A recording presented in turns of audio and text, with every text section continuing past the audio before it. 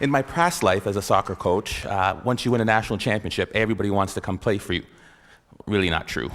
Once you pay them $25,000 a year in scholarships, everybody wants to come play for you. And parents would always come to me and they'd say, okay, my son or my daughter wants to come play at your university. What is it that we have to do? What are you looking for? And being the Socratic professor that I am, I said, well, what does your son or daughter do? What do they do really well that we'd be interested in? And typically their answers are, well, they've got great vision. They're really good. They can see the entire field. Or my daughter is the fastest player. There's nobody that can beat her. Or my son's got a great left foot or really, really great in the air and can head every ball. I'm like, yeah, not bad. But to be quite honest with you, those are the last things I'm looking for. The most important thing, self-confidence. Without that skill, and I use the word skill intentionally, without that skill, we are useless as a soccer player. Because when you lose sight or belief in yourself, we're done for.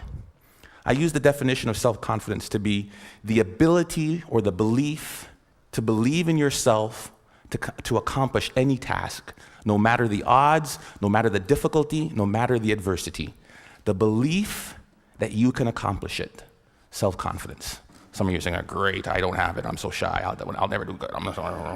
And you start to drag all the way down here. But I use the word skill because I believe it can be trained.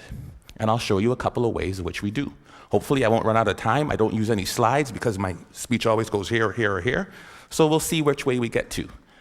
The easiest way to build self-confidence. There's no magic button. I can't say, hey, this plane is going down. Who can fly it? Put your hand up. I can. I'm confident.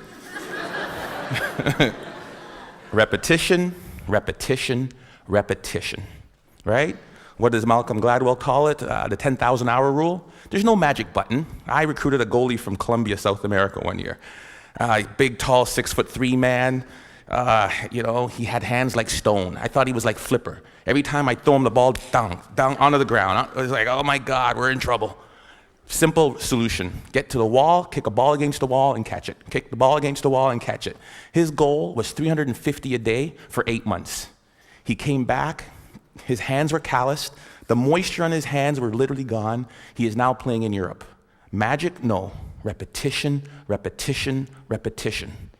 The problem is we expect to be self-confident, but we can't be unless the skill or the task we're doing is not novel, is not new to us.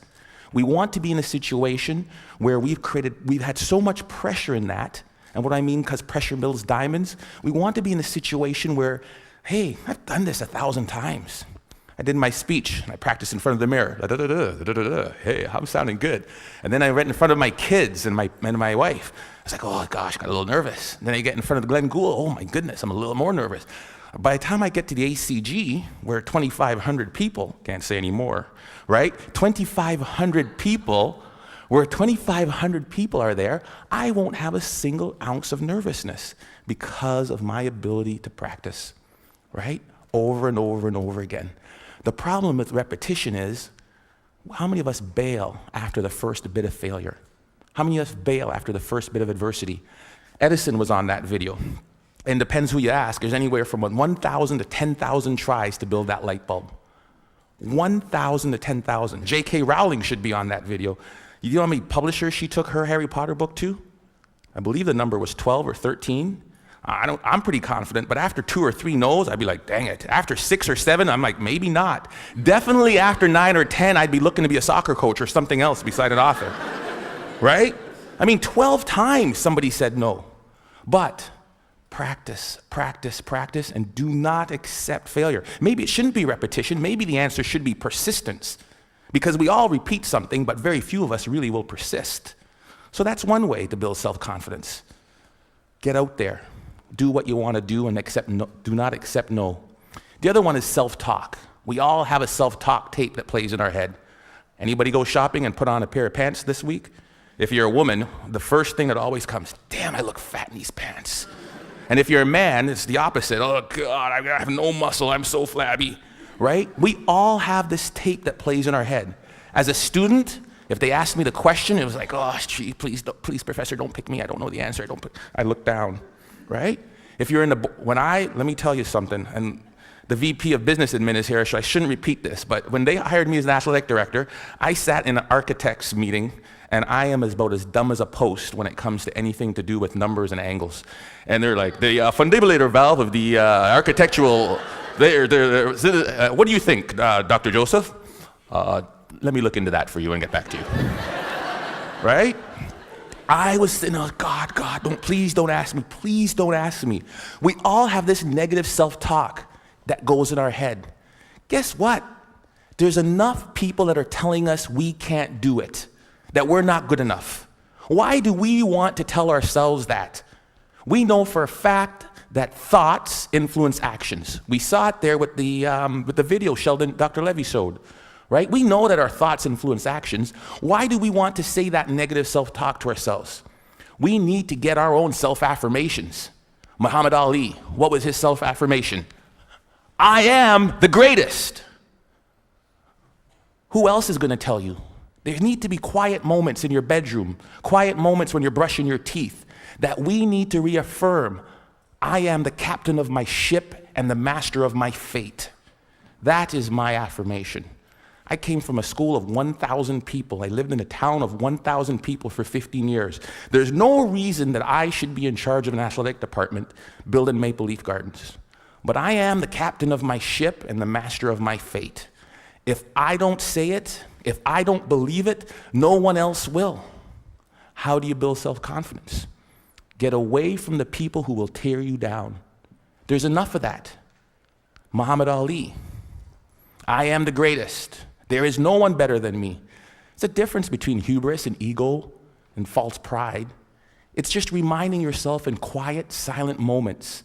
I put it down on a list. It's right beside my mirror, right? About all the things that make me who I am.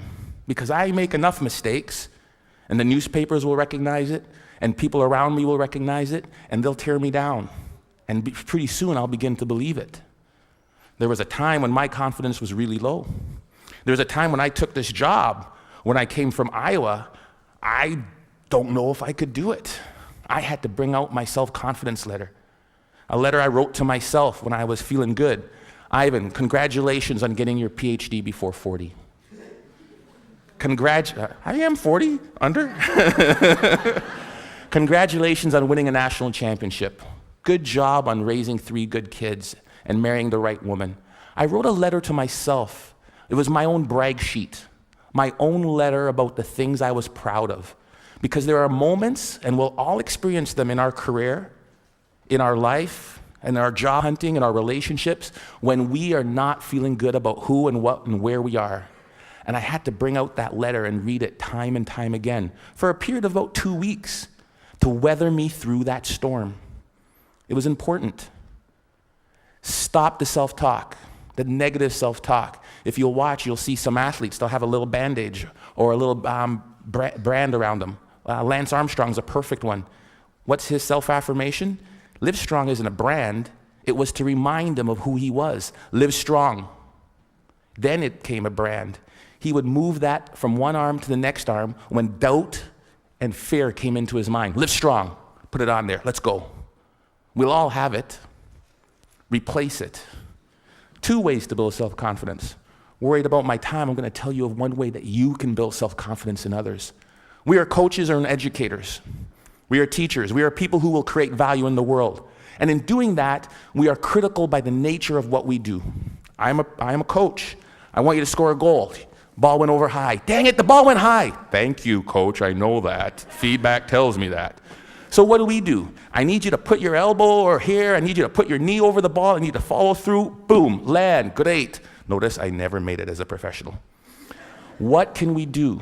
We fix mistakes. When I'm fixing that mistake, Johnny, this is terrible. You need to bend your knee. You need to do this. What have I done to Johnny's self-confidence? Bend your knee. Think of this. Next thing you know, Johnny's crushed. Ignore what Johnny does wrong and find Bob or Sally or Frida over here. Great goal, Frida. I loved how you kept your knee low, you followed through, and you landed like this. Great job. Johnny, great. Johnny's not demoralized. His confidence isn't shot. And what I've done is I've built up Frida's. Imagine how we could change the way we parented kids. Instead of, get that glass off the counter, what's wrong with you? If we catch them while they're good. Great job. Great job. Thank you, Alice, for taking your glass to the counter. It sounds simple, but we forget about it. Or as educators, or somebody as a team, if we manage to praise the positive behavior that we wanted to reinforce. We forget it. It sounds so simple. Catch them when they're good. We forget it. It's simple. Here's what they did. There was a study in Kansas that did this. They did video, and we all do video, and we showed the video of them doing the run of the play. This goal happened because the basket wasn't protected. We didn't rotate here right.